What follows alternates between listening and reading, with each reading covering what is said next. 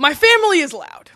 We have this sense of humor that's hereditary and sarcastic. My dad's favorite word is fuck, and my brother says fuck whenever normal people say I grew up going to hard rock concerts and marveling at the mosh pits, so you might find it surprising there were shows on Nickelodeon I wasn't allowed to watch because my mom said the humor was crude and too inappropriate. Thankfully, I had a TV in my room, so sometimes I would press mute, imagine my sheet's invisibility cloak, and conceal myself behind the transparency just long enough to watch all that. A skit comedy show featuring my ultimate celebrity crush, Beth Denberg. See, Beth is a large woman with round freckled cheeks and a stomach that dances to each beat of her laughter. Look, I know she wasn't the hallmark sex symbol of the 90s, okay? But to me, she was everything. Maybe because it felt like looking into a crystal ball.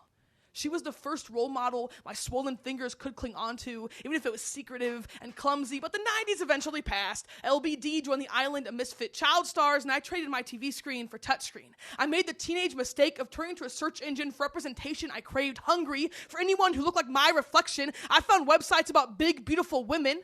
And suddenly, I was so aware of how my body's associated with beauty, the triple X's on my t-shirt tags finally made sense because I found my body in Pornhub BBW videos more often than plus-size magazines. I learned, unless I let them consume me, I am too large and too worthless to love. I am judgmental dinner conversations about portion size and to-go boxes. I am shopping's trips with piles and piles of rejected outfits. I am the eraser that removes my most private thoughts because I have believed the fat girl is only likable when funny or being slowly taken away. I am told to shrink, or at the very least open my jaw wider. If I'm going to be this inflated, why not submit into a blow-up doll? Why not this world fuck the positivity on my disgusting body? I learned I might as well give in, but last night, I stood naked beside my wife. Two fat, queer bodies. I caught this rare glimpse of our unfetishized reflection. I noticed the lights were left on.